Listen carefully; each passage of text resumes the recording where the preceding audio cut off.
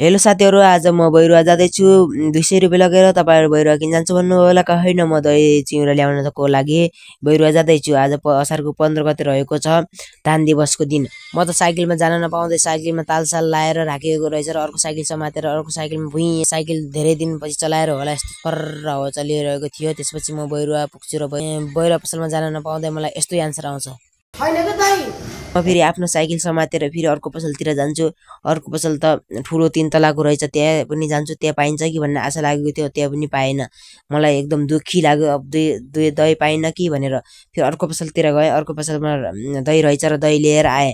फेरि म किराना पसलतिर गएँ। किराना पसलमा पाइन्न कि भनेर मलाई चिन्ता लागेको थियो, तर पाइयो। र एउटा दिमागमा एउटा यस्तो चिज आयो, मलाई अस्ति दाइले मुखी खुन्ने लाग्नु भएको थियो र लिएर कारमा हालिदिन्छु। कारमा हालिसकेपछि म फेरि आफ्नो बाटोतिर लाग्छु र दही चिउरा समात्छु र आइसकेपछि म फ्रिजमा राखिदिन्छु दही चिउरा। 1 घण्टा जानेर फेरि क्याबको खाइ। तपाईहरु पनि खानु होला।